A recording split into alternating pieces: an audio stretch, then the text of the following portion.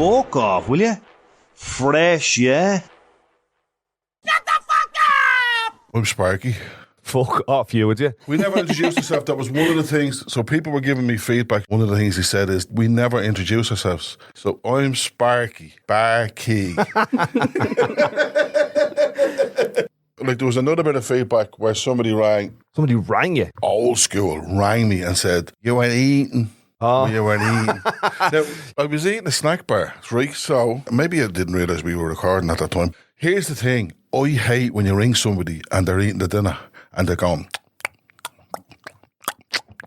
So I'd be like, right, are you eating there? Will I leave you to it? Can we say it was Tucker? We can. Of course we can. It's our fucking podcast. What can we say? You can't say that. Don't be talking about the Christian no, but brothers. he's right. Like, I think he's right. I think it was good feedback because I have a snack bar sitting in front of me, and as you can confirm, it's not opened yet. You can't hear what people hear in their ears when they listen to it because this microphone picks up everything. So if you're there like that going... I edit a podcast for a fella and he drinks tea in it all the time. So I have to edit all the tea drinking now.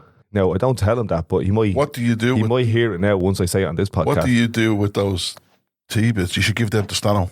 I should give them. I should collect all those tea bits. Give them to Stano and let him put them into a track. An album called Tea Subs. The Tea Baggers. You can hear a little giggle in the back. We're not going to introduce who the person is yet. Keep you in suspense. So before we decided not to introduce ourselves again, you were telling us a story about your dad. Dean was on the laptop and he was talking to the laptop. What's going on? What do they do there? So my dad is in his 80s now, but when he was 65, he retired out of the union. He works as a union man. He rang me one day. He bought a computer when he retired. In my ma's gaff is that old wardrobe. So you know when you walk into the bedroom and the wardrobe's facing you and it's two doors, a dresser with a mirror in it and 4 drawers under the dresser and 2 doors. You get it? No, I drifted off there. I don't know what the fuck I was thinking about. So describe this dresser to me again, because I have a dresser in my gaff. This is old school now. This is like was made in the 80s and the 90s, right? So you walk into the room, it's right. It's white board. Do you know that? I had a pink and grey one.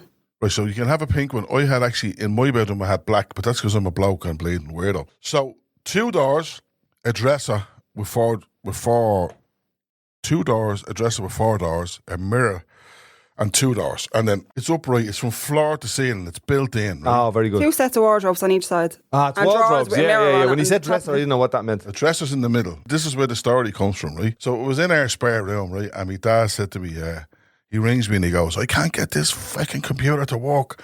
And I was like, right, tell us, where are you? Well, what are you doing? He said, I'm trying to do an email. And I said, right, click on email. And he goes, I can't see it. And I said, what's on the desktop? And he goes, what the fuck's that got to do with anything? I said, no, what's on the desktop? He said, a load of socks. 2 candles and a wristwatch. And I did ask him one day, like, this is true, and I know everybody fucking uses this story. I said to him one day, what windows are you using? UPVC. Like, what the fuck's that? The ones out the back are wooden. So anyway, let's do some introductions. My name is Dean Scurry. Dino. Some people call me Dino. I don't mind it now, actually. Sometimes it's a bit patronising. Dino, is there any chance you could do this? That's not patronising, Dean. No, but I hear it as that. Sorry, that's my fucking... Patronising is a different thing. Patronise. Dino. That's patronising. No, but when somebody calls you... No, he's a bit... When somebody says this, people like... say to me, Sparky, Dean Scurry's mad. And I go, like, I know this, right? I know. Then some people go, poor Dino. As if you're like, there's something wrong with you or something, like, you know what I mean? Just poor Dino. I think he gets a bit high. A bit up. Come here, I got high at the time at the MC gigs and I, without any drugs, just the crowd kind of lifted me. We were in the Ivy ran Gardens. over to me I was towards like a the lunatic. end and you had lipstick across your face. And I was thinking, is he back on the sub? But you were high in your eyes. Oh man, I was Elva. I was high as well. I was out with my girlfriend and for about an hour and a half she was like allowing the madness. Yeah. And then she went to me, all right, that's enough. Stop hugging every random fucker and trying to bleed and heal them and all this. It's like I'm bleeding. It's like I'd be possessed. I went over to a mate of mine who kind of calms me down, right? And he smokes a big Cuban cigar, like, so he's standing there and he looks like Gandalf, like, you know? but he kind of calms me, like, you know what I mean? So I seen him through the crowd and I bet my way over there, and I was just standing there with him, and I did kind of come down a bit, but at one stage, one of the Dublin team picked Jonathan up on his shoulders. It was like, yeah, it was madness, wasn't it? Just the energy was like, it was super high. I had a few Guinness inside me, but I wasn't drunk. But I can imagine being there with a bleeding yoke down your neck, or 8 points. You have to tell Prowsey what a yoke is. Prowsey, this is Ian, and a yoke is anything. It's kind of like in Liverpool, Prowsey, it's kind of like a thingamabob, but also here it is an ecstasy. I'm at the down 2 yokes. I was mad out of my head and I jumped on that yoke and took it down the road. And your sister's a mad yoke. And that's Sparky over there. I'm Sparky. I am Dino's mate for years and years and years and years. I put up on Facebook the other day, I shared episode 3 and I said, me and Dean, if anybody knows anyone in RTE, this is a true story now, I'm not waffling right now. I put up on the Facebook, me and Dino would like to work for RTE, right? And here's our podcast, right? About 24 hours later, I got a missed call from an 0128 number, right? And I thought it was one of them, your account has been compromised. You know, one of them recorded things. I didn't answer it anyhow. But when I did ring the number back, it was RTE. So we could have missed. And you rang me and you got all excited and you were fantasising in your head thinking that they're going to get rid of Dave Fannin for bleeding talking about the Nuremberg and slating Christie bleeding Dignam. I was thinking about Dave Fannin this morning. Not in that type of way, relax. I was just thinking, strike 2. 3 strikes and you're out. No, but look, come here. That is the attitude of some people, is that, and this is what's come out in RTE, is that they feel that they are above. They think that they are above. That they can say what they like, they can do what they want. It's not true. They're a national broadcaster. They have a responsibility. You got all serious there. So, episode 4 of the Fresh Batch podcast. We have our first guest. Her name is Amy, and she's sitting across from me, and she's giggled a few times. You might hear her giggling in the background. So I'm going to get her to introduce herself. We're going to kick off and have a guest on our podcast. What's up, I'm Amy? How will I refer to you? What will I call you? Miss. No, I'm joking. I'm Amy O'Keefe, and I run a Facebook page called another one of those really addictive Facebook pages. That's what it's called? It's changed to that, yeah. Oh, over the years, yeah. And can people... We're not the hookup page people anymore. Search you? You can't search it. Might not show up though. If they add me on Facebook, I might accept them. I'll have to go have a little snoop through your profile first and see who you are. So I asked Amy to come on the podcast because she had a very interesting story to tell, which is that she set up a Facebook page. I set it up a few years ago. I was asked to be an admin on a page. It was basically like a banter page. So they shared memes, played games, stuff like that. And then I brought in matchmaking. I'm gonna ask you loads of questions before you get all the way into it, right? What's a banter page? Like a page for the laugh. Oh, my girlfriend's in a page called Ma's on a Rant. Oh, yeah. Oh. Here, she's not the only one. She didn't say it. Oh, no, it has thousands. Is that like what that is? Is that a banter page? Yeah, kind of. I think that started as a banter page. It kind of became a little bit more gossip, kind of. It's full of Ma's. What do you expect? No, we didn't give you Amy's surname. You can say it's like... Amy, do you have a surname? No. I'll get it out before the end of the podcast. I have loads of surnames in that way, Sparky. That's right. So somebody asked you to take over a banter page. Yeah. Well, to be admin on it, there was about 10 people running it at the time. But they'd kind of lost interest and lost their spark, so I jumped on. I was a member in the beginning and I kind of had a bit of a laugh going, so they were like, why don't you be admin? I was like, yeah, cool, I'll give it a go. And I loved it. And then between the admin, we had a group chat. And it was toxic and I was like, fuck this, I'm leaving. So I left that page and started my own, which was more matchmaking. Can you give me the name of the first page? Is it still going? I think it was called like the hookup page or something. The hookup page? Oh, yeah. Right, okay. So it was a bit more than banter. It was like... It went from my one that when I left that page, it was more matchmaking. So we called it the hookup page. So no, the original one, what was that called? Don't even remember. All right, okay. So you set up your own one called the hookup page because you were young, free and single and ready to mingle? I was, but it wasn't for me. Okay. I was like the Cilla Black. No, honestly, I was off limits. I didn't date. Couldn't match myself. You were like the Cilla Black. What sort of song? Surprise, surprise. That's for you, Crazy. Surprise, surprise. We're going to match some mad jokes in your eyes. The Liverpoolians don't like Cilla. Be careful. No, she was a Thatcherite, yeah. She was a conservative, yeah. Yeah, she started out as working class and then became a Thatcherite. Back off the seriousness and back to Amy and the matchmaking. It was a positive thing during lockdown. We done a lot of matches, a lot of babies. There's a wedding coming up. No way. So like Yeah. proper matchmaking. Oh, yeah. Yeah, it worked. Like, So it was a really matchmaking successful. page? Yeah. Now, it got shut down a couple of times, so the name has changed over Why would it times. get shut down? Because Facebook community standards. Oh, because people were talking about blading mad stuff like that. Everything. Like Anything you riding. can think of was on that page. So it's kind of become more, not PG, but compared to what it was in the beginning, yeah, definitely. We've been shut down a few times. So is that the role of what you were doing? You were the admin. You had to go, look, Yeah. ease off. Yeah. A mate of mine does one on mushrooms, and people will be going, where can I get mushrooms? I want to get down me nut. And he's going, right, you have to relax there now. You can't be talking about all that stuff in here. This is more about identifying mushrooms and all that type of stuff. Yeah, you have to be really careful. Identifying mushrooms. I identify as a mushroom. So that's a real thing. Like, So strict. It's ridiculous. so why are you on Facebook then and not on something else where it's... We were going to move it. We were going to move it to Telegram, but like we play games and all on, and you can't really do that on Telegram. Is this adults now? All adults, yeah. You have Playing to be what over fucking 18. games are you talking about? Question-based kind of games. Ring a Rosie. You'd find them on the internet and then post them on a page, and it's a way of finding out more about the members or about each other. Give us an example of one of them. Do you have an example?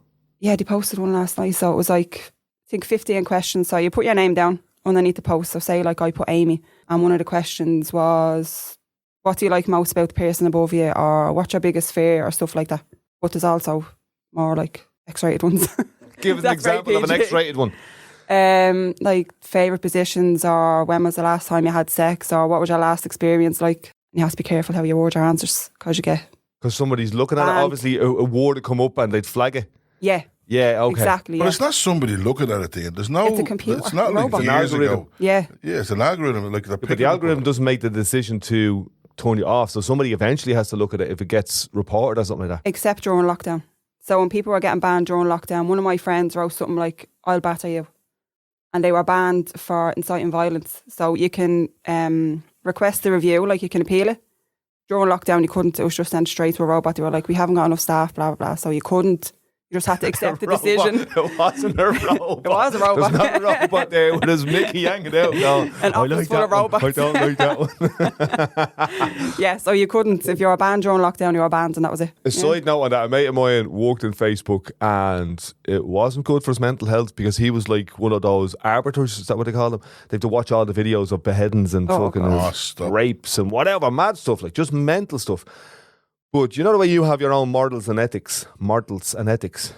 So they have their list of morals and ethics, and in the job, their list trumps your list, no matter what your list is. So you have to go by their list. So you're there for 2 or 3 years, and then all of a sudden, your morals are whatever is on that bit of paper. So how many people are we talking about on this Oh, it's hookup small now. page? It's small now because we kept getting shut down, so I had to be like real careful about who I let in. So it's still up now? It's still up now, yeah, but it's only about 300 members now. Like about 4 years ago, it would have been a couple of thousand. But 300's good, isn't it? It is good because I know who they are. I've met a lot of them in person because along with the matchmaking, we done like days out after lockdown, obviously. Are these 300-ish people in this group on Facebook that is a private group that you have to kind of get invited into Yeah. or asked to join? Are they all from Dublin? Are they all No. from Ireland? All over the world. All over the world? Yeah, we have an American lady actually coming over on Friday, and a few of us are going in to meet her.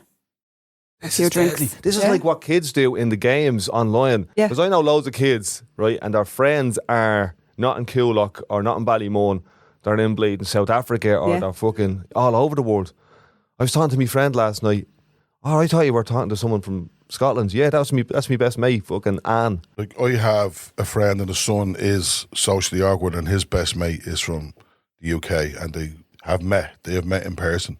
Sound like, you know what I mean? It's socially awkward. Is that a diagnosis? Can you get diagnosed for social awkwardism? Can be socially anxious. I would have had a bit of that before I started the page. Social anxiety, like I'd break out in a rash and everything, and I'd be sweating and when I'm trying to talk. Yeah. I used to stutter as a kid. I had a fair stutter as a kid. Yeah. What position do you like? I like wanking. Oh, funny. So you think as this, because now we're getting into it, now you're revealing yourself a little Yeah. bit to us, okay? Do you think that this has helped? Obviously it has. Yeah, 100%. 100%. And then like that on the page, there'd be people who would be like, oh, I'd love to go out and meet up with you, but I'm shy. And I'd be like, look, I'll meet you an hour beforehand somewhere else, just me and you, have a coffee, and then we'll go out. Like, so it helps people as well. So let's say there's Fred in County Meath and he's listening to this podcast and he'd go, I'd like to join that page. Is it open to people or is it closed down now? Is it full or? No, it's not full. No, it's just I'm careful about who I accept now because people sometimes from other pages that be very like ours now will try to join just to report a load of posts and get us shut down. Oh, do you know what I mean? Yeah, of course. they're called cunts. Yeah. So you have to like vet everybody who's coming in. How do you vet them? Click onto their profile, check when they created the account. If they're on any other pages, their posts and stuff like that. If it's a bloke and but the profile picture is a woman with a pair of bleeding boobs and they've got 0 followers and no fake, posts, it's a blatant. Blocked, yeah. Or what about if it's Fred and he's from Meath and he's wearing cords? Poor Fred, we'll have to help him. I'd accept him. Would you? Yeah, give him a bit of advice. But if Right, you let's hear. arrived Hold up- on. I'm going to be Fred for a second. Right. Wait, so hold on a second, right? So Fred arrives up, right? He's wearing. What advice would you give him? Like, would you tell him lose the cords? Yeah, 100%. Would you? Yeah, well, unless I had someone else, female from down the country, That or wore- male if they're that into wore a that, cord and they're right into dress. cards. Yeah, they're getting matched straight away. A woman in a corduroy dress. You've just answered all of my fantasies there. There's a fictional character called Fred at home now who just pulls down his pants, pull down his corduroy pants and go, I'm getting onto that page straight away. That's steady. So it's a bit of a matchmaker thing. So Yeah, it's also a friend thing as well, though. Like, we do group days out. Like, we've had boat trips, we've had Christmas parties, dress-up parties for Halloween. Loads of shit. Did you ever, right? Did this ever happen to you? And I know it has happened to other people, but it happened to me as well, right? Where you're invited to a fancy dress party and they've only just told me it's fancy dress and nobody else. No, that hasn't happened. But the last Halloween party we had, like, I have to organise the venue and stuff. Like, so I don't book places anymore. There's too much shit with that. I just kind of find somewhere that's doing what we want to go to. So the last time we went to the living room, and the living room had up on their Facebook page they were doing a fancy dress night. Right. So I put it on the page, right, dress up, blah, blah, meet us here at whatever time. And a couple of them got in there before us and they rang me and they were like, Amy, we're dressed up and no one else in here is dressed up. Like, the bouncers are looking at us like, where the fuck are these weirdos coming from? So they let us in anyway. When I got in, they weren't letting them in, but when I got in, I told them what the story was and they were like, there's no fancy dress on here tonight, but you just can come in, just, keep it quiet. did you just make up the fancy dress thing? No, I don't know where. It was on their page somewhere, and then when I went to look for it, it was mysteriously gone. They thought I set them up. About to set you. Come in, but Keep it quiet. They put us out the back in the beer garden. Keep Batman fucking away from the bar staff. Oh, so we what got some happened to me looks. was my mates all told me that they were going to a fancy dress party, and I dressed up in a big 70s gear. I went all out. Yeah. I went out and I got the shirt with the collars, and I got the curly wig and the whole lot. And I was out. I was strutting through town. People were high fiving me. It was like it was in Saturday Night Fever. What's the one that Gary White there used to say? Remember Gary White there had one? No, it was that's what it was. It was a rap party, right, for a film. But he thought it was a rap party, so he turned up dressed in blackface as a rapper. It's a rap party. It was a WRAP rap party at the end of a gig. That's Yeah, right, at the we're end of the wrapping film. this up. Like, do you want to go to the rap party? Yeah, he turns up dressed as Eazy-E.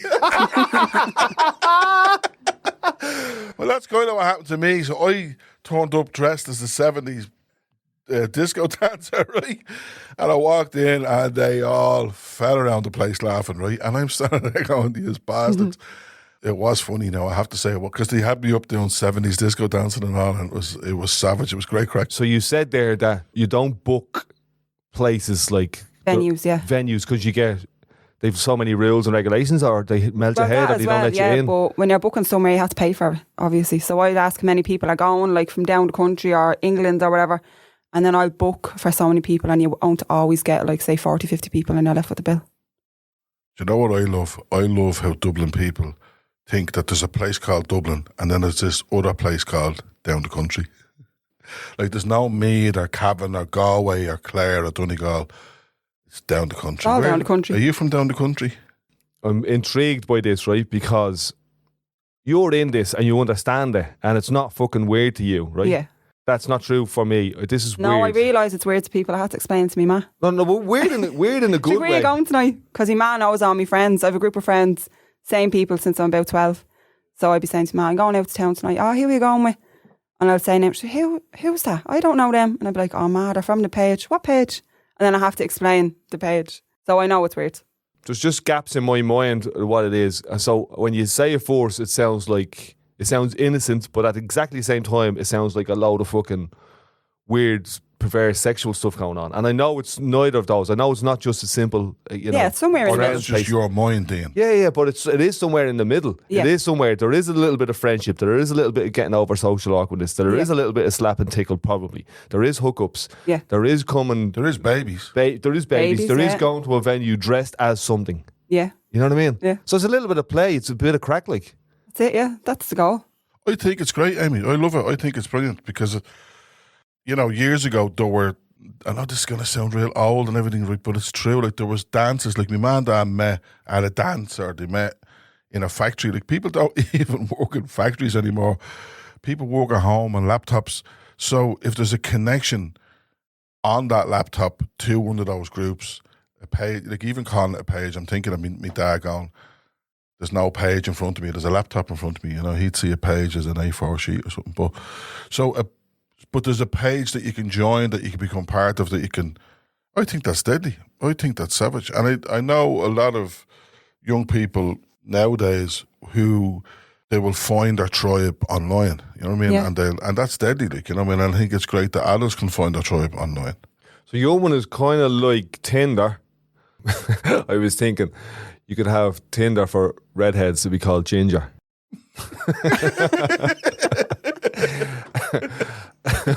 But it's like Tinder without your one has a group aspect to it, because Tinder's not group. Here, there's a question: is there like group Tinder where you get right? There's got 10 blokes in Coolock, 20 young ones in Tala. Let's go at it. There's an idea. I'm going to set that up. I've done a couple of double dates, or double matches, or triple matches on the page, and tried to get them to all go out together, but wasn't as successful as the one-on-one. They'd be like 3 couples as opposed to 6 people going off to have a bleeding. No, well, they would have never met party. before, or probably even spoke before, but I'd matched them. So what happens is, right, I'll put a post up and I'll say, I'm going to do a few matches. You want a match, put your name down. So we'll have like 20 people that put their names down, and then I'll go through my member list and match them with someone based on like the activity that I've seen on the page. Where did you get that from? I don't know. I grew up watching Blind Date with me nanny. That's probably where I got it from. But there is a thing that there's a guy in Clare who's a matchmaker. It is an Irish. I think you've inherited the ancient Irish matchmaking spirit. I really think you have. Like, that sounds a bit bleeding weird, but there is. Myself and Querney were down in Clare one time, and we met this man, and he was the matchmaker, and he'd be like, he was like, this Teresa's going to sing a lusty song, and then she'd sing it, but he'd be always trying to match people. And there was a matchmaker festival in Listonvarna. That, like, when I was a kid, I've heard of that. we heard about Listonvarna as a matchmakers festival, and that's where men and women who hadn't been married and were in their 30s or their 40s, and they needed, they were lonely or whatever. I mean, imagine living in rural Ireland back then, like, and, nothing, like, you know what I mean? All you see is 4 sheep and a dog all day, like, and then you go down to the matchmaking festival and you get hooked up with. And Biddy's singing a big lusty ballad. Teresa. And then you have Teresa singing a lusty ballad, Dinny there with a wig on or something that's made out of straw, and then Kathleen with her corduroys. corduroy dress. And who was it from Meath? What was his name? Poor Fred. Fred from Meath. Fred from Meath. With his so bleeding. there was a physical place that people could turn up to. With his shillelagh But hanging they used out. to give the matchmaker a few bob and say, hook us up with, what was the name of the corduroy dress? Catterton. But so there was a physical thing, and I'm sure that wasn't the only matchmaking festival. I'm sure that there was matchmakers all over the country. And that's still going on. The Listonvarna Matchmaking Festival is still on. Yeah, but Yeah, your it has man, to be, I 'cause think, I've is heard the- of it, yeah. I think this guy in Clare is the only official matchmaker. The only one left. that Like, gets paid, you mean? Yeah, but he has this big book. Oh, right. Okay, so I know there are people that are good at matching their mates up with fellas and all that kind of stuff, you know what I mean? And the stuff. So I get that because I've been around them people. But you're saying this guy gets paid getting a few £100, like. I start charging. No, don't. Yeah, no, No, but I you wasn't could do. joking. You could have a side page where you charge people if you want the premium service. That's what people do all the time, though. Hook up gold. What would be included in the premium service? Corduroy dresses and corduroy dresses. Definitely be fucked off Facebook When you're for doing that. bespoke, tailor-made hookups, international hookups. That's why you had to look. Dean, just to tell you, right, Dean's eyes are at the light They up did, with didn't they? $2 signs Yeah. in them. Like, I'm not into the money-making thing, but for No, you, neither am I. that's where I... No, okay. No, I'm not. So what do you get out of it? What's in it for you, Loads of Amy? people ask me that. I don't know. I just love. Love She's setting after people up inheriting. and seeing them happy, and that's it, really. Yeah. Dressed up as bleeding badgers and, Dressed up, and yeah. going at it in a All skip that kinky outside a shit, nightclub. yeah. But it's, maybe she has inherited the spirit of the matchmaker. Spirit of the matchmaker. I like think that. about Better it. than Cilla Black. No, I would rather have the spirit of an Irish matchmaker than the spirit of Cilla Black now, in fairness. I didn't know it was an Irish thing. It's an Irish thing. Do a bit of research into the Yeah. bleeding, into the gift you're Should after do, being shouldn't given I? there, will you? Oh, it's do. definitely a gift, Amy. It's definitely a gift. And I think when you said to me, there's people who met on the page and have had babies, I was like, well, that is deadly. That is savage. And people got married and Any divorces? Not yet. Any mad stuff happen? Like that without giving people's identity away? is anybody in How Mount mad Joy? is mad? Like that, I don't know, you tell me. We've had a couple that are in Mountjoy on the page. Hold on. Are they on phones in Mountjoy? They are on their phones in Mountjoy. That's Currently- good. Then they get out and they want to meet people off the page and everyone's like, Currently unavailable. Imagine getting Well, hold on, out. what was that you done there? Then they get out and they want to meet people. and they on want to page. meet people on the page. Yeah. And? The other people are a bit Why? Because they were in weary. prison? Yeah, a little bit. That's mad. You know, Yeah. with all that sexual energy and they're like, come here. Yeah, that's it. That's it, yeah. I'll meet Tenny is in the park now. Like, I'm at the doing 2 consecutive sentences. And I don't mind going back. Oh, funny. So hold on. So they're Sparky's online. They're on the phone. And they're, Yeah, sending in they're photos and all in the cell, yeah. No way. I'm telling Was you. this yeah. was or is? Was. We haven't had that in a while. Okay, so you had 2 people in 2 different prisons, a man and a woman. No. There were 2 women. Men. There were 2 men. Yeah. In the same prison, Yeah. in the group, Yes. sharing pictures. On the page, yeah. Why did they need the group? Oh, because No, were they in didn't different want cells. each other. They didn't want each other. They wanted to talk to In my head, they wanted each other. I was just No, saying, no. get yourself swapped. No, they wanted women on the page, so they wanted to be set up for when they get out. Do you know what I mean? That is deadly. Have someone waiting for them, like, and text Do you them know while what they're that in there. is? That's actually rehabilitation. You should be working for the prison I sure services, should be. Amy. I swear to God, you should be. Think about it. If Amy worked for the prison services trying to match people, when somebody, when There's a whopper idea. when people get out of jail, 80% reoffend. So if Amy, We can get that matches down them to up, 20. we might reduce that percentage. You know, where you get hooked up with Teresa, with the corduroy dress. Married with kids. Done. Do you know what I mean? Not going back in. They won't go back because the corduroy dress is too much of a draw. I'm not going back You're in there. hooked on this corduroy dress. What's the word for when you re-offend? What's it called? Reoffending. No. No. There's a word. There's another A word. serial reoffender. No? He rides cornflakes. Very sexual today. That's your matchmaking energy coming in. All the innuendos and the jokes.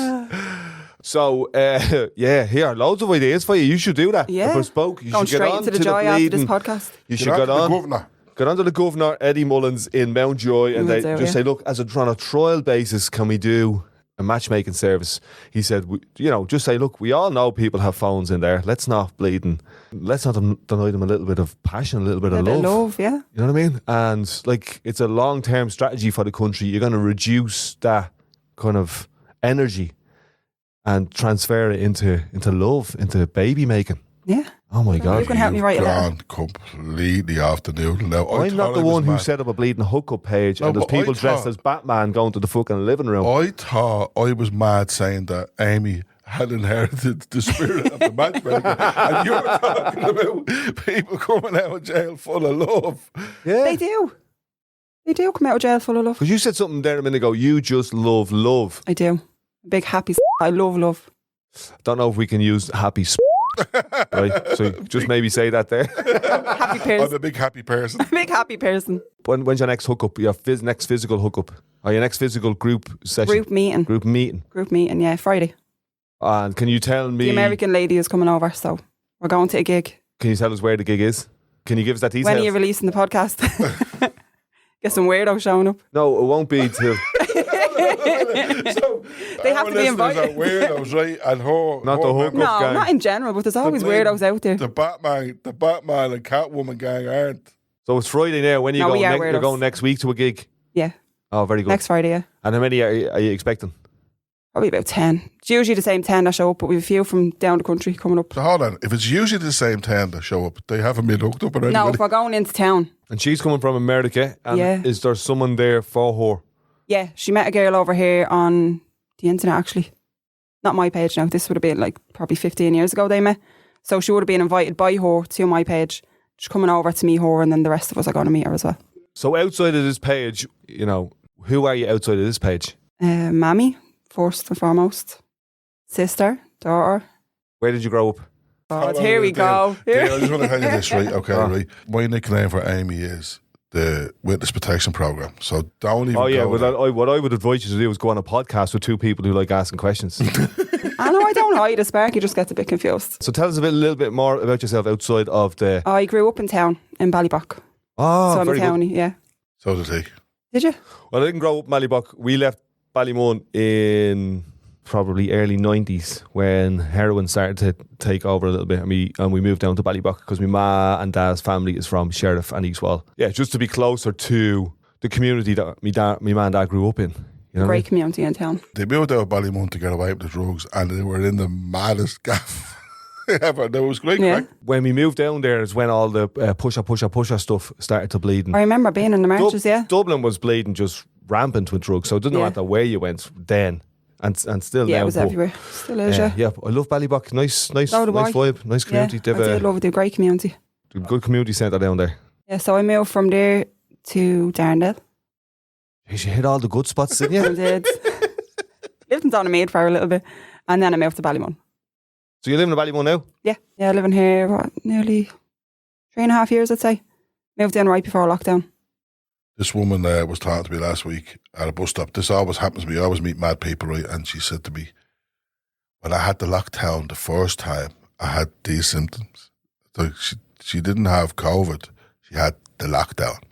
That's what she called it. The lockdown. The lockdown. I had the lockdown the first time.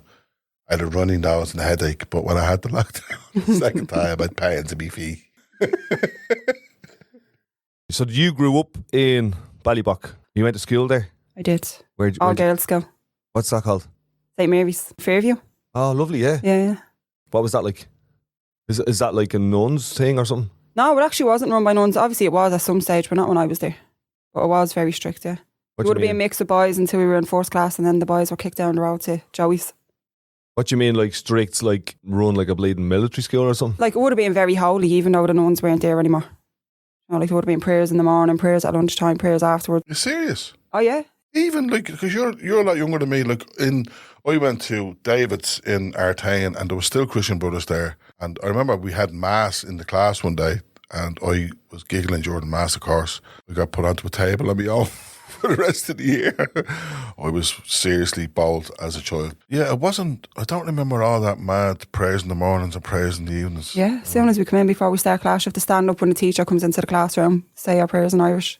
I joined the youth club when I was about 15, and they were very religious, and they were into rosaries and all this. Yeah, they used to bring us down to the Bull Wall, and we do the rosary, walking out on the Bull Wall out to Our Lady's statue, like, you know. When we were doing, this is 1984, 85, 86, in the first kind of youth club in Ballymun, there was like catechism. So you go into the youth centre and you'd have little prayer books and catechisms, and you'd be reading out of them in the youth centre. That's mad. I didn't know youth centres kind of had anything to do with religion. Well, people This didn't know wasn't- what youth centres were then. It was just like the priest gave us a hall and we done a bit of activities. It was all voluntary. Yeah. It was run by voluntary people. So I think what happened here was the club was started by a boxing guy, this guy who lived locally, who was into boxing, but all the young fellas were folding each other around the place. So he asked his cousin, who was involved in a kind of a religious youth club, to come in, and he's the guy that brought in the catechisms, and they were real old school. Like, even when I was like 14, 15, I was like, this is old school, who is God, and all this kind of stuff. they were sound, like, you know, they were the people that we got out to Wicklow with and out to, started BMX clubs and all this kind of stuff. So it wasn't all, just religious kind of catechisms and stuff like that. There was more to it. It was 90% go crack and then 10%. Yeah, and you kind of persevered with the religious stuff to get the other bonus stuff. And I think that they kind of knew that. If you sit down here for 10 minutes and read this stuff. Isn't that like Jordan, with homeless people years ago? I was watching a real old film from the 30s the other day, Rick, and they would bring the homeless people in and they would get them to read the catechism and give them soup, and that's how I think, you hear that expression, oh, you took the soup, during the famine, the people who went and took the soup would have sat there and they would have converted to Protestantism and all that kind of stuff. Or you took the coin, that's another one, isn't it? Took the coin, or if you took the king's shilling, that means you went to war. Took the king's shilling, yeah. War, you were paid to go to war.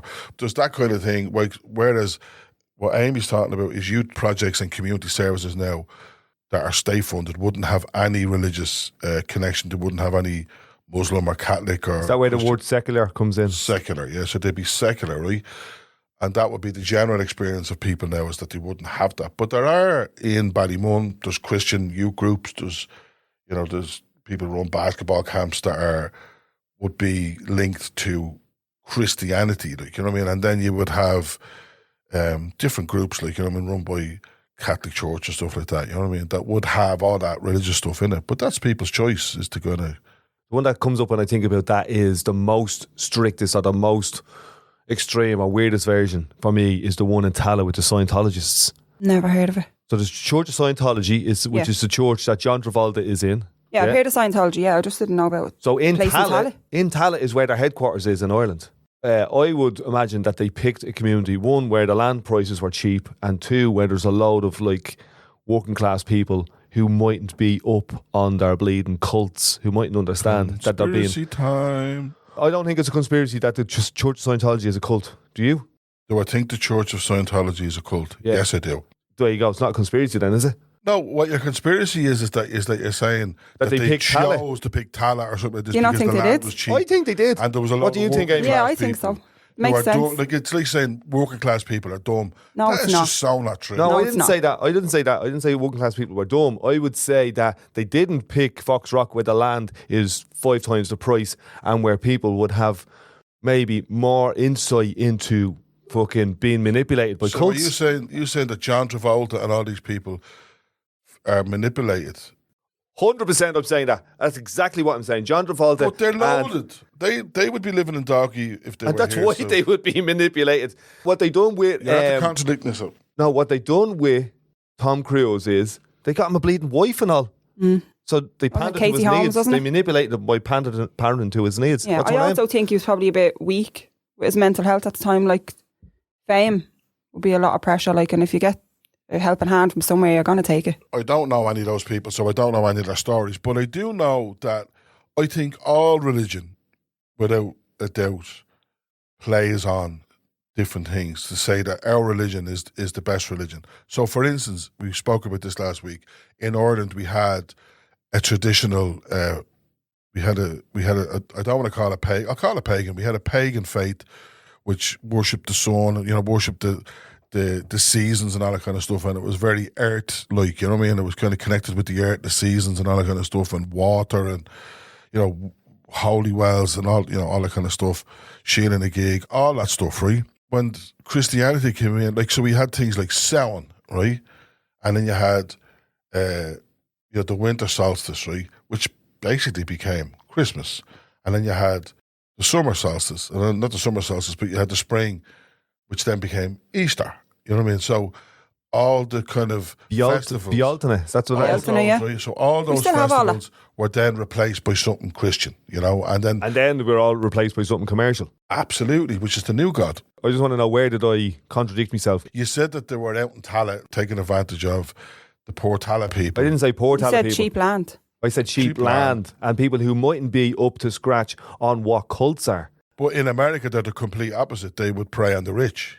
Yeah, I think that's fair enough. Like So many rich America, people in in town. America, on the money is God, basically. Yeah, on the money they have printed "In God We Trust." That's where they would go. They would go to that, to where the money is. And I don't think it's the same here. So I think they recruit in the area where there's least resistance. They haven't really taken off here. No, they haven't. But between the jigs and the reels, I've been invited to about 10 of their events over the last, say, 5 or 6 years. Yeah, I just find. Did you ever that go to one? I went to one dinner out in Howth once, and I looked around going, Yup. I'm not really into this What was vibe it like? here. What was the vibe like? It was like a normal dinner vibe with an undertone of, this is what we're into. The one thing they started doing here was they started to get into drug rehab out in Ireland. And I remember being in a centre one time, just like a normal secular centre, and I went in and there was all this real fancy drug information. And I just said to them, you know, that's all Church of Scientology. And they were like, no, it's not. And I was like, it is. They said, no, that was sent to us. That's from the Health Board. And I said, no, it's Church of Scientology. And when they looked at it, it was Church of Scientology. So that's kind of where I'm coming from with the working class thing. They would produce drug pamphlets and give them out in working class communities for people who are in vulnerable situations where drugs have ruined their lives. And they would go, oh, come on over here and we can help you. But look, Dean, right, and without judging anybody, right, and I don't care about the Church and Scientology, I don't care about any of them. We have in Ireland, the Catholic Church run recovery centres in Athy and Newry and Limerick. They're very successful. And people go down and they pray the rosary and all that kind of stuff. No, we're not into the rosary. But I do support those people in running those recovery centres because they work for some people. They work for a very low percentage, but they do work. Like, one person's freedom fighter is another person's terrorist. Like, it's the same with religion. There was a big push against the whole Islamic religion, and 10 years ago. Like, I wonder who started that. Like, you know what I mean? And then you have, in this country, you have sectarianism. That Protestant and Catholic and all that kind of stuff. Then you have, all those, like, there was a lot of cults. I remember them in the 80s. I wonder why they're not so popular now. But I just think if you have, like, I know somebody who went into recovery into one of those mad Christian places. Did I say mad? You said mad there, yeah. Down the country. So that's, I'm not saying where it is, but they were down the country. But they done a 16-month program and they were completely came out a different person. Now they're mad into going to church and all that kind of stuff. But like, if you have a family member who's mad into going out in the crack pipe or mad into going down to church, which one will you choose? Like, you know what I mean? Which one? No, that's exactly what I'm saying. We're saying the same thing. I'm just saying that a religious or a cultish organisation that creates pamphlets for drugs to disseminate in the community, to educate people, to then recruit them into their religion is manipulating. I think it's a little bit manipulating because you're getting people when they're at their most kind of raw and getting people at their most raw and vulnerable. Yeah. Hold on, Prowse's glossary. Ketting is catching. Ketting is catching. No, Mongan is catching. Ketting people.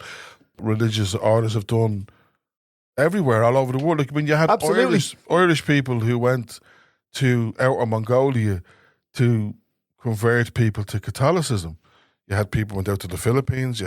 So this thing has been going on. I just wonder why.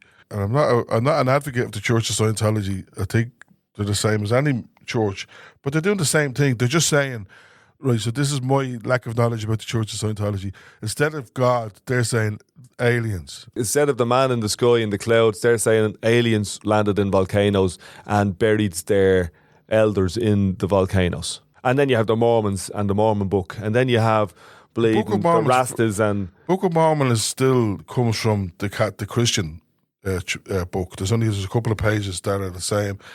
Islam recognizes Jesus as a prophet. They all come from the same strain, the same line. The different ones are the Eastern ones, like Buddhism. They're completely different. Like, I mean, there's no link to, those books, the Bible as we call it. Like, Judeo-Christian, Abrahamic. So that's Jewish, Christian, Catholic, Protestant, Islam would all kind of aim towards that. I think it's fascinating. I think there's so much in it. And the reason I started off on this thread is because you said, Amy, that they were strict. Yeah. So tell us a bit about what you mean, but they were strict, that it was enforced, you had to do it. Yeah, 100%. You had to do it. You had to pray at the start. You had to pray before you ate your lunch, pray at the end of the day before you leave and you go home. So I'm interested, did it work? Like, would you? As in what way? Like, I don't know what their goal was, but we prayed because we were told to. What was the outcome? Would you say you're religious now? Not now, but I would have been grown up. Like, I would have. I was very went to my nanny's on the weekend and went to mass on Sunday. I went to mass with my nanny as well, yeah. When she wasn't there, she'd listen to me on her radio. What? Hold on. So every couple of weekends I'd go and stay with my nanny. And she used to go to mass. And when she didn't go anymore, the priest gave her this radio for her home so she could listen to mass. CB. Yeah, well, I don't know if that, but that's probably what it was CB, called. Yeah, because they broadcast from the church on a CB. Yeah, so she would still send me to mass, and she put me in the choir. So I was in the choir, and she'd say, "I didn't hear you singing today. Sing louder next time." And I'm like, "Oh, shit." I thought the nuns were strict. Your nanny is bleeding strict. Yeah. Spying on you with a bleeding. She had the CB radio. She's talking back to the priest, and the Lord said to me, "Where's Amy? She's not singing high enough." Tango Charlie. Yeah. So yeah, I would have been religious growing up. Yeah. Tango Charlie. So where did the break off happen? Because I know where it happened for me. Like when I was about 12, I think I was an altar boy, all that type of stuff. I wanted to be a priest, and then Did you? I wanted to be a priest. That was kind of the norm-ish where I grew up in Ballymun in the 80s. Everyone went to mass, and if you didn't go to mass, you were bleeding looked down upon or scorned on or whatever. And then there was loads of altar boys, and being like, I used to go to retreats all the time down in different parts of Dublin, down the country and all that. I remember they used to take like groups to Lords and stuff. Groups of kids I was to in Lords. Lords as a Were child. you? Yeah. I was dipped in they had these baths that you went in, and they gave you full immersion into the bath. And yeah, there was people cured when I was there. Like, Stop. I wasn't cured. They broke you. No, I loved it. Like, I went there with my nanny and my sister, and it was different. You know what I mean? It was very, very different. Of course, like it was. Yeah, but did you love it because of the religion, or did you love it because of the community that it brought together? I think I loved it because it was different. You know, I was there, and I remember one night everybody was given a candle, and there was a possession. I was going to say a possession. That makes sense. I strike you out. There was a procession of candles, and you know, I mean, think about it. Lovely. Yeah, I went to a graveyard with a candle-lit procession before somewhere, and it was fucking lovely. It was really nice. Yeah, this was lovely. Now, and it was only 10. So I do remember the big picture in front of the church, which was a very, very. That was a traditional thing that people would have had that picture in that gaff, and you had to point out. That's me there. But I remember, like, the hotel. It was probably my first time staying in a hotel and all that kind of stuff, and my first time on a plane. I remember saying to my ma, right, she said, "Are you worried about going on the plane?" And I said, "Yeah, I am. I'm worried the plane will crash." And she said, "Well, at least it'll be over quick." I was like, "What?" She said, "Well, if you went on a boat, it would take ages to drown." I was like, Jeez, that's "Thanks, dark, ma." innit? Thanks. So come here, your nanny with the CB radio. Yeah. Breaker. Oh, I'm loving this. Yeah. Sorry, in my head, is your nanny still alive? No. Oh, well, that's It good. was In me my great head, nanny, now she's in gone. my head, she has a corduroy dress on. Jesus Christ. So she was listening in, and you were in the choir, and you used to go to mass. And then where did that go off to? Trying to think when I stopped.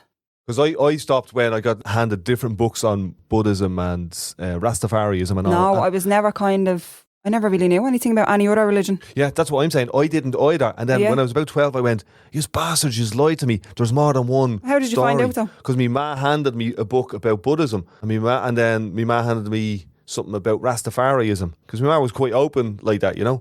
And I went, "What are these? These are different versions of the same story, or who are these people?" And it was like, well, there's different options. There's not just one thing. Yeah, no, I never got that. You can smoke weed and read the Bible at the same time. No, I never got that. I would have been more of a, not social thing, but I probably would have started going out to my friends more, probably around my teenage years, so I would have stopped going to mass as often.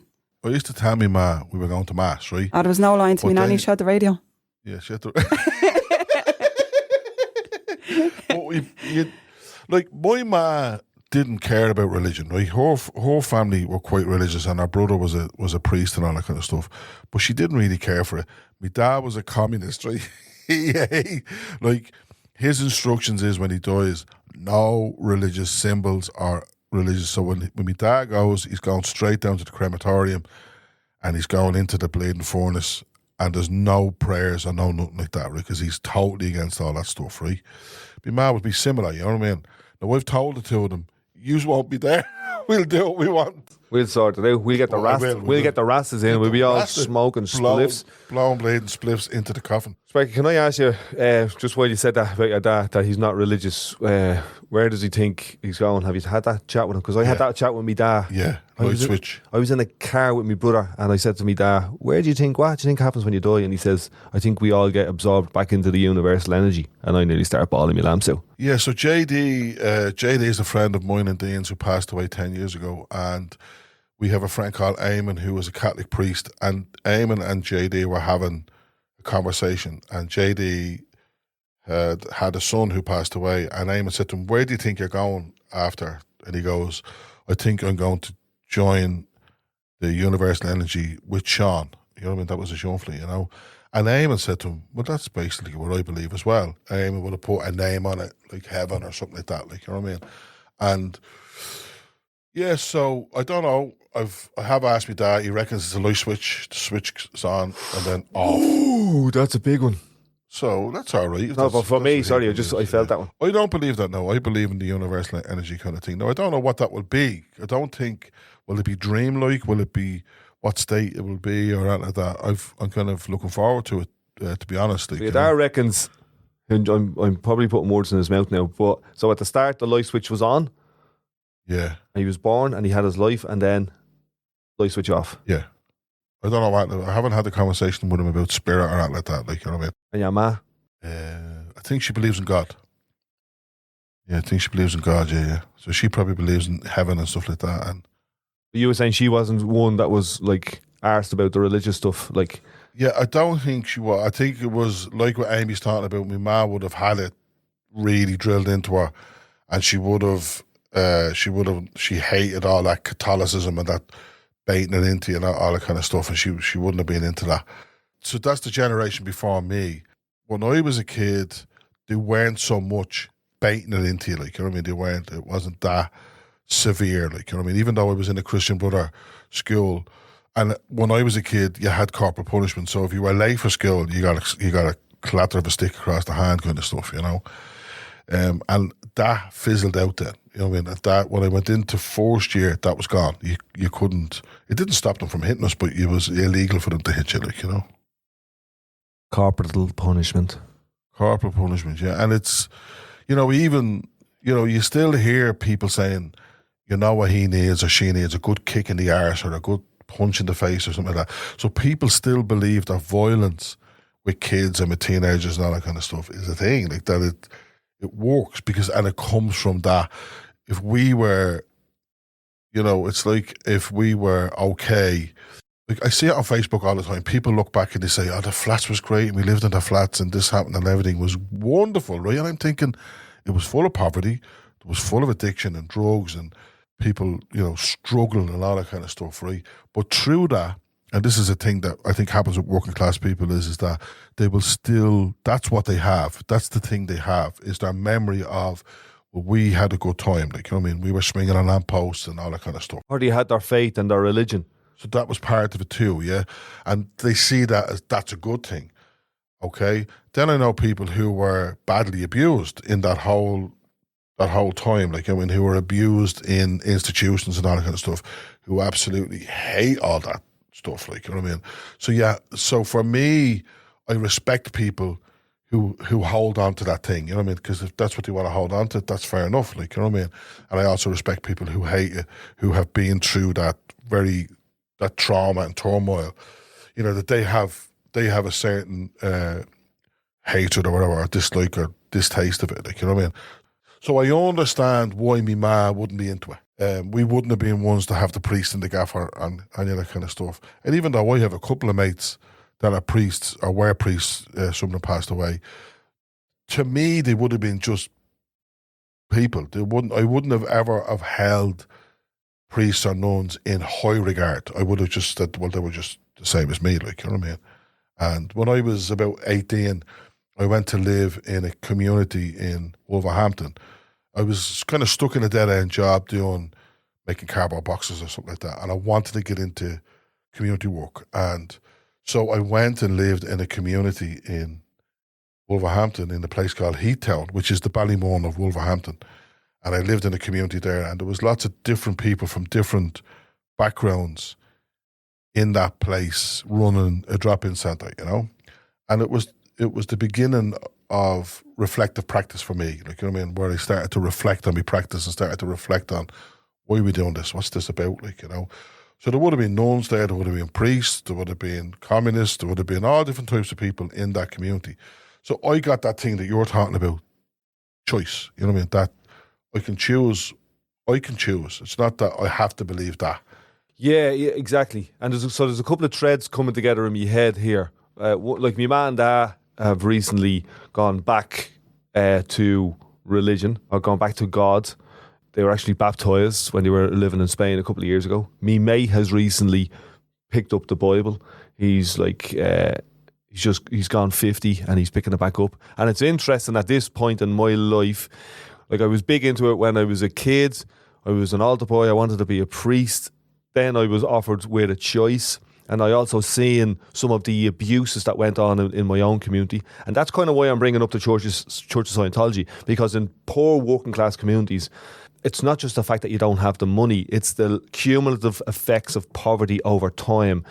And I think that that's a ripe ground for people to come in and manipulate, pour honey in people's ears, or offer them a solution to their pain. And what I'm interested in about, Amy, about your group is that you are adults that are choosing to bring your own group together. You know what I mean? And it's not strict other than the rules in Facebook. And there's no overseer or there's no people who's doing abusing unless you are choosing to fucking... No, that's probably it wouldn't really be a rule, but it's kind of a... There's no bullying on the page. I mean, there's no judgment. There's no anything like that. Yeah, and if you don't turn up, you don't turn up. It's not strict. Oh, yeah, when we meet up, yeah, no, there's no pressure to meet up. Like, just stay a person online if you want. You don't have to come out. It's kind of without stretching it too much. It's kind of like, this is your group, this is your religion, this is what you are into, this is your family. This is like what Sparky went over to in the UK. This is a group of people that you feel like you're not socially awkward around, and you can have conversations about whatever. Yeah, it's a safe space. Yeah.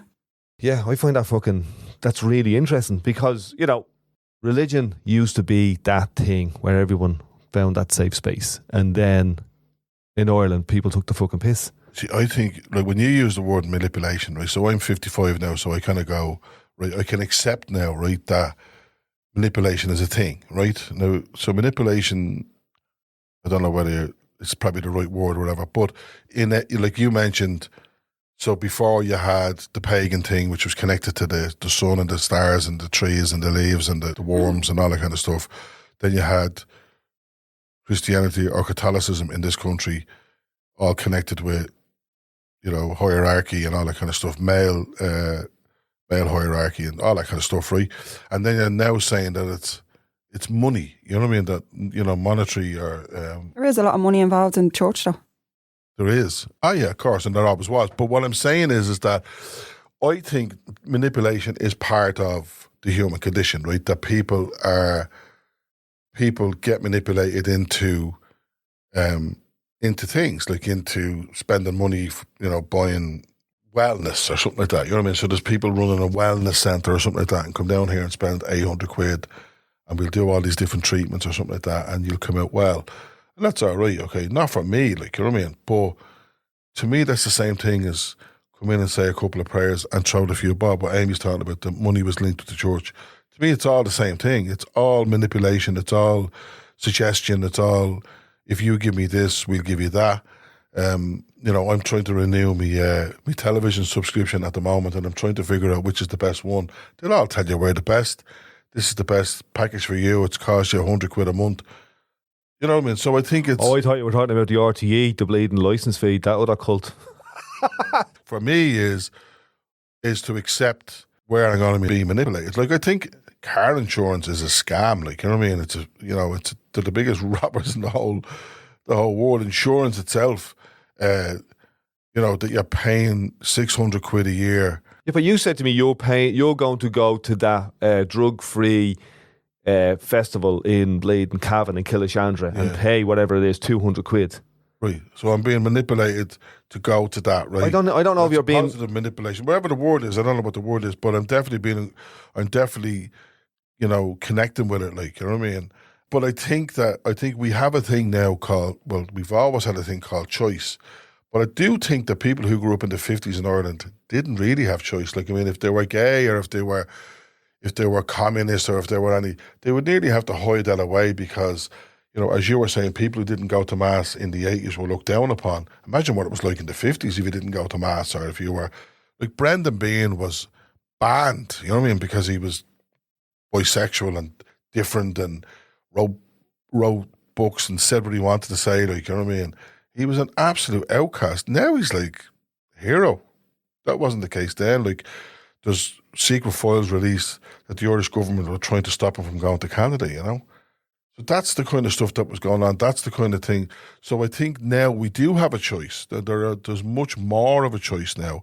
So if I want to pay £105 for 78 channels on a media package, I can, but I can also say, no, I'm going to do something else. You also get a Fire Stick for a tenner and pay £40 a year. And do something illegal. Yeah, true. But so you have that choice, like, you know what I mean?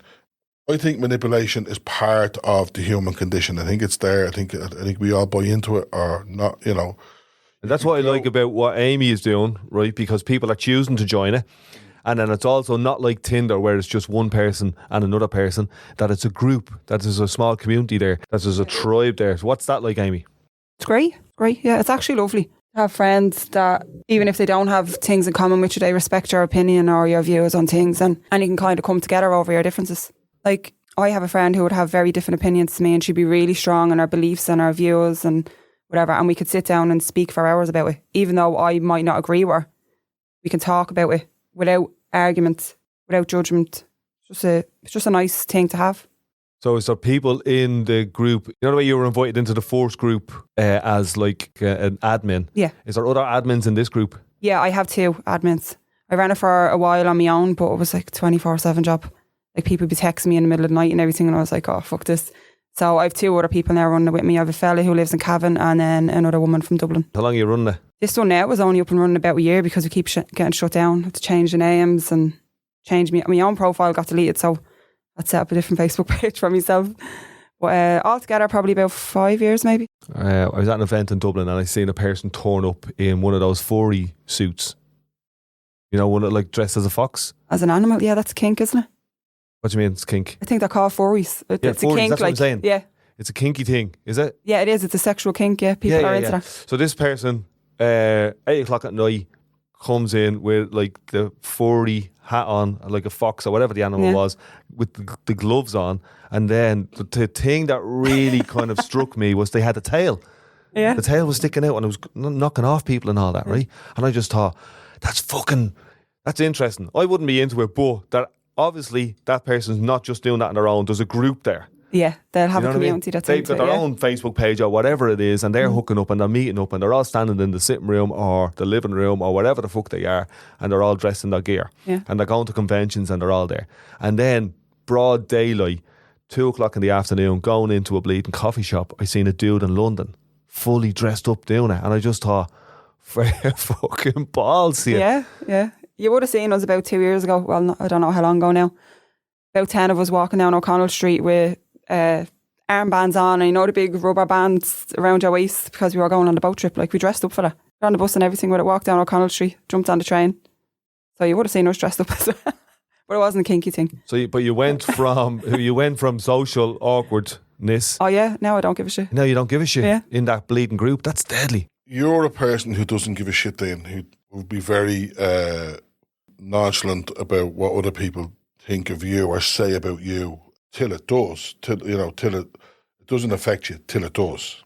But, because obviously when it gets too much, it's toxic then, But you would be very unique in the sense that you would, you kind of say what you say and do what you do, and you don't, you wouldn't be, you wouldn't hold back, You taught me, I think, that what other people think of me is none of my business. And if I think it is, well, then I need to look at me rather than looking at them. And I think that's an interesting lesson to learn. But you took it to a whole new level.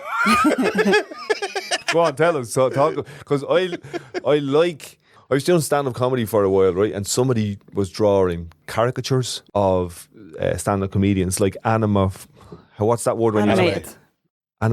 I can't say the word. When you turn a human into an animal. Anamorpho size. Forget what it is. Anyway, so they were drawing all these comedians in Dublin, and the fella who was doing it drew a picture of me as like a huge shark. And I went, that's really interesting because I don't see myself as that. What animal would you see yourself as? I'd like a little flower. Just waving in the wind. I'm so easygoing and so full of blatant love and happiness and all that. You know what I mean? Yeah, but see, that's probably what you feel on the inside, but what he sees on the outside is something totally different. That's what I like about that dude dressing up as the fox, because that's probably what he sees himself as. Everyone else sees him as the bleeding Arnold, the computer programmer from the third floor. But really, Arnold just wants to bounce around in a blatant fox outfit at 2:00 in the afternoon getting a coffee. Yeah, fair play to him. Because he's learned that when he's fucking doesn't give a shit what people think, it feels better. It does actually feel better. It's none of our business. But do you not think there's also a bit of attention drawing to it? Because when and I've said this before, when I was a teenager, I was a punk. Like during the 80s, there was different tribes, right, in Dublin. So there was skinheads, there was ska, there was mods, there was punks, there was rockers, there was rockabillys. And in the school that I went to, which was Plunkett's, there was all that menagerie, that mix of all those different heads. And I went to an all-boys school. So there was all those kind of tribes. So we'd no money, you know what I mean? So I used to spike my hair up with soap, just normal soap, and my hair was long because you couldn't afford a haircut. So then my hair'd be sticking right up in the air. I'd wear an old Elfilas coat that I wrote in Tipex on the back, some crass song or something. And we sewed zips onto jeans and and had boots. And I'd walk around and people would be crashing cars, you know what I mean, going past. But I loved that. But part of it was the attention, because it was like, here I am. I remember going to see a Tony Crosby exhibition one time, and he had a shed made and it had written across it, here I am. And I nearly bawled my lamps out because I connected with it, So I think there is a bit of that with the fella with the fox outfit in London on a Tuesday afternoon at 2:00 with the big tail hanging out of him, that there's a part of him saying, here I am. And I think there's a little bit of that with the acronyms, the LGBTs, the pansexuals, all that type of stuff. Careful now.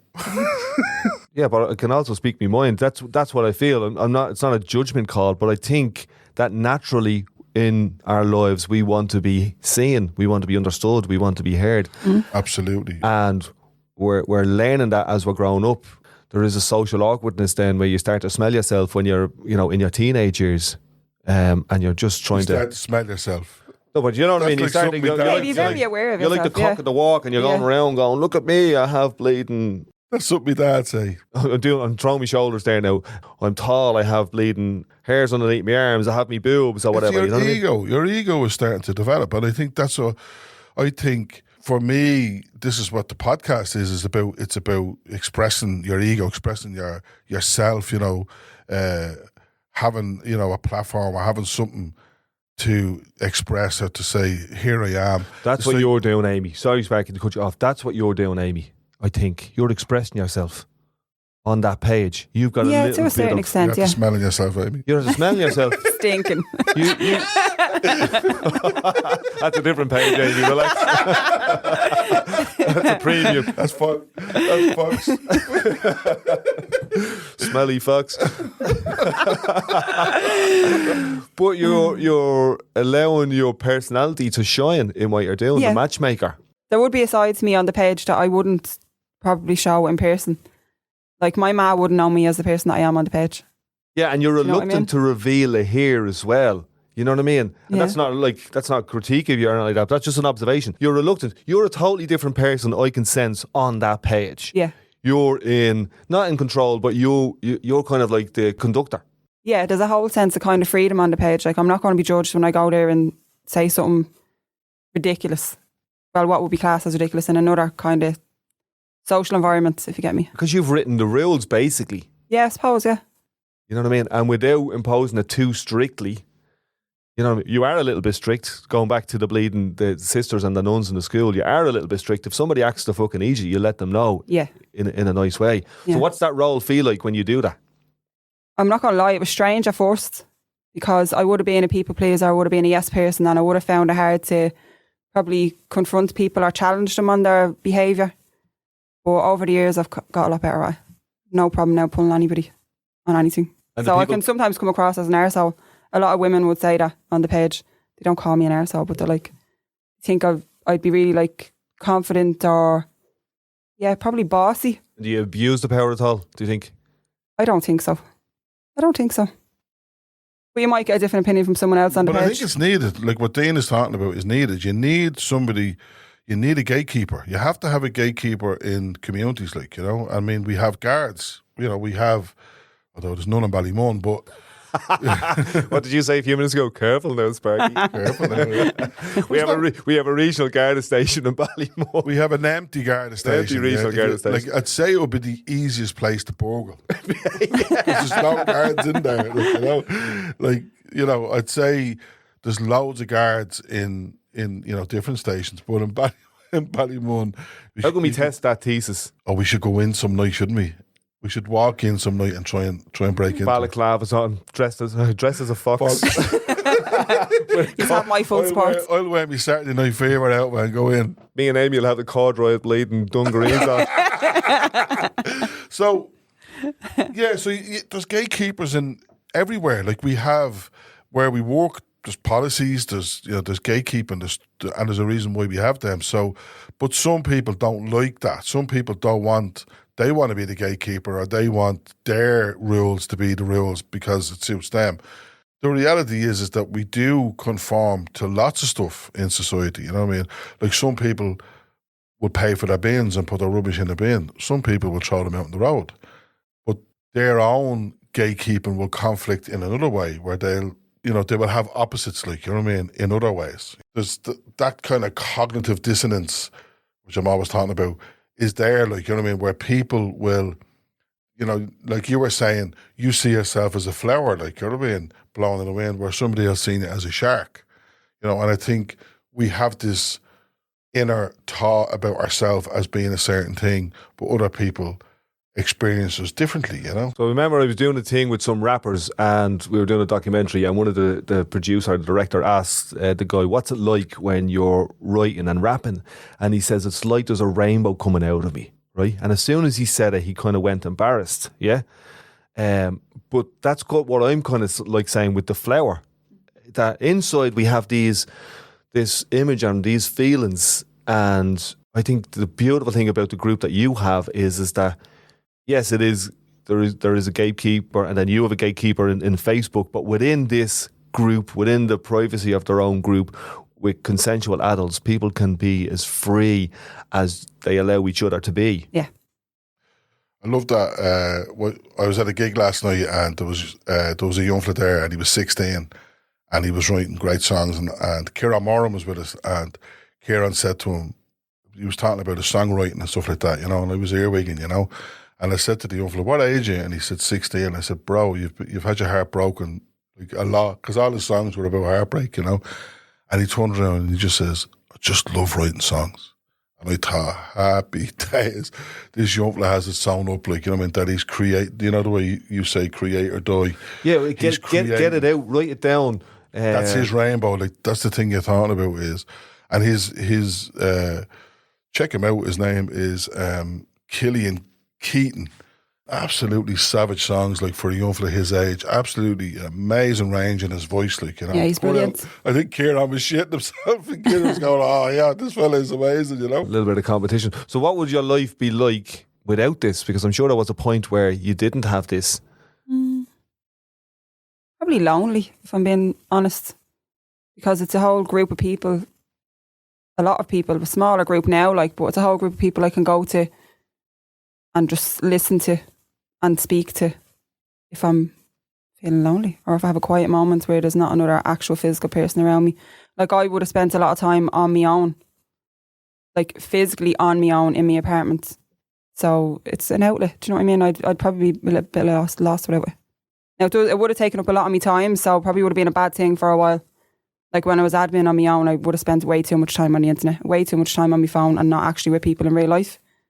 So it was about kind of finding the balance. Yeah, I'd probably be lost without And it. I'm sure that that's true. Like, I mentioned the page before earlier on, and you were like, "Oh, that page." And I'm sure there's people out there that know about your page and go, "Oh, that's that page. They're all the fucking weirdos who turn up with the bleeding swimming bands Yeah, around." probably, yeah. Do you know what I mean? Yeah. And then, so the other thing is that's none of your business what those people Yeah, think. I don't care about other people's opinions. And your opinion about other groups, that's, you know, it's none of their business. Yeah. Because you're getting so much from the group that you're in, and I'm sure that everybody is getting from all those other groups. They're getting that as well. Yeah. Yeah, it's an interesting thing. And like, I know I was slating the Church of Scientology earlier on, but I'm sure that there's loads of lovely connections and warm community, and people can be as free as they want in all of that. It's just when it gets a little bit weird, when the gatekeepers become too controlling and too abusive and coercive, and you know what I mean. That's the same in every religion. In Catholicism, yeah, we've had the that's the experience point. here. Yeah. In Christianity, in Judaism. Yeah, well, anyone with a position of power has the choice to abuse it or not, no matter what religion or platform you're on. I love the one in the Catholic religion where we do confession. You know what I mean? Yeah. So that's like, for me, that's like one of the ultimate tricks that they pulled. There's going to be a priest in that room over there. You go over and tell him all the mad shit you've done. Tell him you're sorry and he'll right? forgive you. He'll forgive you. Now, we won't hold it against you. Maybe we will. Maybe we will. We'll know all your dirty secrets. You won't know any of our dirty secrets, but we'll know all your dirty secrets. Oh, yes, I like that, Dan. There is a thing about expressing your secrets, you know, and getting rid of your secrets and taking the power out of what your secrets hold over you. You know, where you, like, I've heard people saying, if you could see what I'm thinking, I'd end up in jail, like, you know what I mean? And I think, you know, I'm not so sure, like, you know what I mean? Because I think we all think mad stuff. We're all going around thinking about mad, you know, crazy stuff. And, you know, if you're angry against people that did stuff to you in the past, you want to blow up their gaff or something like that. You know what I mean? I'm not trying to blow up anybody's gaff, by the way. I think when you get a place to express that, to sit down with somebody in confidence and say, I feel angry about blah, blah, blah, blah. It's, you know, and some people do that through therapy, and some people do that through fellowship, some people do that through confession. I think it's, you know, as, you know, one person's right is another person's left. You know what I mean? It's just people, I think some people are comfortable with that confession thing. You know what I mean? We do a bit of that on the page as well. Oh, do you? You just reminded me, yeah. We What's do a that thing called an Anon box. So it's an anonymous box. Deadly. Click the link and people write in anything they want on it, and then say, like, I'll post all the submissions on a Friday night. So everyone will come on a Friday night, read the submissions and reply to the people without knowing who they are. So there's no kind of... I'm getting shivers on my arms now. That sounds fucking deadly. Yeah. It's like real cathartic. Oh, it's brilliant. Like, you get some funny stuff, obviously, people taking the piss and all, but you would get some really heavy shit as well, like people telling secrets on it that they've never told anybody before because they don't want to be judged for it. Oh yeah, 100%. That's what I'm talking about, the healing of getting rid of your secrets. You were saying to me, Sparky, I'm kind of very free and da-da-da, and one of the reasons is because I've resolved all of my secrets and all of my shame and all that type of stuff. I remember I was in Ballymun years ago and I was kissing the girl at the side of a wall, and some fella tapped me on the shoulder. I turned around and he boxed me in the face, and I was ashamed and embarrassed about it, and I was afraid of him up until the point where I let that go and I let his power go over me. And like years later, we ended up doing some stuff together. And, you know, when he was at his lowest point, he reached out to me and all that type of stuff. But it was partly because I let it go and I didn't let it fester. I didn't hold on to it. It wasn't a dirty secret of mine that I was battered or abused, or that I had battered and abused somebody else. It was out there. It was very fucking liberating. And that's what I like. And I think that that's part of the potential of confession, is the liberation. But what I don't like about that conversation, that negotiation, is it's one-sided. You know what I mean? In your one, everyone is in there. It's all anonymous. Yeah. Yeah, there's a counselling thing that I would be part of, that is like it's like a dual counselling thing, where you would go for a walk with somebody and you would talk and they would listen, and then they talk and you listen. You know what I mean? And that is steady. You know what I mean? Just that's what you're talking about. The power isn't just on one side. The power isn't just on the listener. You know? Or in group therapy sessions, or in NA meetings. You know what I mean? That type of stuff. It's in a group, or in rehab, or fucking any group setting where it's not one person at the top. Like I was listening to a discussion about the education system that we have in Europe and America, and it's kind of like that one, where there's a teacher at the top and then there's rows of desks. Yeah, there's a hierarchy. Yeah, there's a hierarchy there, like that. You know what I mean? Where when I'm kind of doing a meeting, or a community meeting, or a town hall meeting, I try and have it in a circle. But that's the community. Like, I mean, that's creating the conditions. When you have people in a circle, that is the community work method, right? There is, I don't know whether this is a conspiracy theory or not, be conspiracy theory in my mind. When they created the education system, that it was the same setup as people sitting at sewing machines, or people sitting at desks doing whatever it is, you know what I mean? I'm not so sure. It was a business model. The education system that we have now, as far as I'm aware, came from the Prussian Empire. Yeah, and they wanted to create people for war, and then that was adopted by the Industrial Revolutionists. They wanted to create people for industry. So they had this person up the top educating or transferring the information to the people behind the desks, and they kind of wanted you not to be free and analytical, curious, or ask questions, or to be your flower, or to be your rainbow, or to be your fox, or whatever. They wanted you to be kind of a certain way, but that's like that's no the truth. individualism. Everybody wore short, you know, a short with a coat and tails and a top hat. And uniformed, yeah. Did you say tails? He did say tails. Well, you were talking about the fox earlier, right? I'm just thinking, is there a throwback where the Victorians were onto something with the tails? Victorians were mad bastards. They were up to all kinds of stuff. Are you having a laugh? They had their own Facebook groups. They were up to all kinds of mad stuff. Are you mad? Tiddle me bleeding. Tiddle me fox. Tiddle me fox. TiddleMeFandora.com. There has been a Facebook of sorts for years. You know what I mean? The Victorians wrote letters. You know, there has been all that kind of stuff going on. Secret societies, the Hellfire clubs and all those kind of stuff, like the Hellraisers and all that kind of stuff. That they were in the higher echelons, like, you know what I mean? But there was always in different communities where people moved in shadows, like, you know what I mean? And what's good about now is that there's no need for shadows now. Like, I mean, people are able to move with their secrets out, like with their Fox's gear on, or with their LGBT badge on, whatever it is, that people are able to move and socialise in their own tribes, generally without any kind of, like, I mean, I remember when I was a punk, we'd always be afraid of mods jumping off scooters and boxing the head off you. You know, that doesn't seem to be a thing anymore. You know what I mean? People who wear, you know, but you might have bows and rovers and people like that and having straighteners out on. And that's a tribal thing as well, you know. So yeah, and you've got in this country, and I'm sure it's happening around the world, you've got people turning up to schools recently going, don't be doing that, don't be doing the LGBT thing, don't be teaching our kids this, that and the third. And I think that it's an interesting space. One is what those people are saying is their opinion, and we shouldn't really be bothering ourselves. But when either side gets too big for their boots or starts to impose what they're doing, there needs to be some kind of gatekeeper. And I think that that's kind of where we are in all of that at the moment. Who's the gatekeeper for this? And at the moment in this country, we're writing all that hate speech legislation. It's a really interesting time. Happy days. Amy, that was deadly. I really enjoyed that. I didn't know where it was going to go because you are a little bit elusive. But that's all right. And I'm sure your online persona is totally different. She puts on a fox hat. Put on me out for you.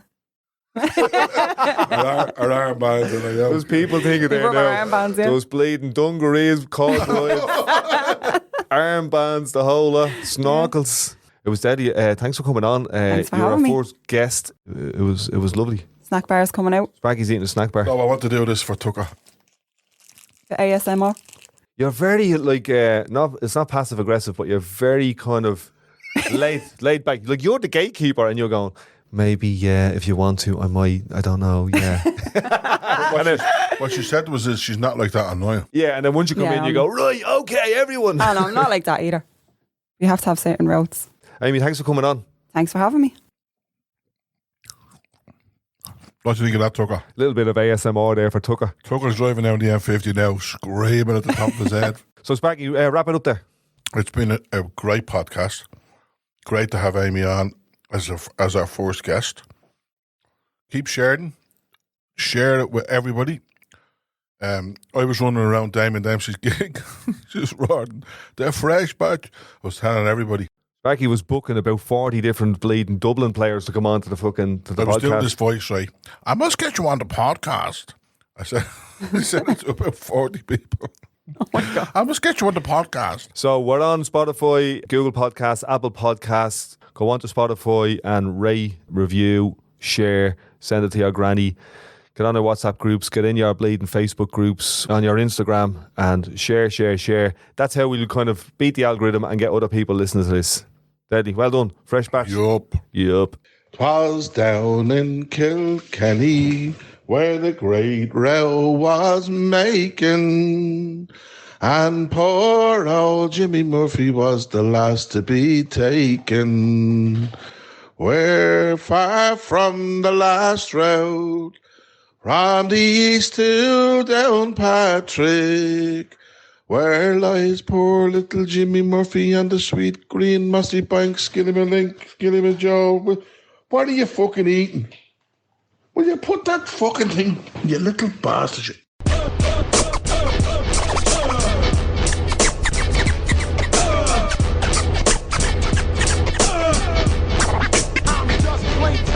Here. Fuck off, will you? Fresh, yeah?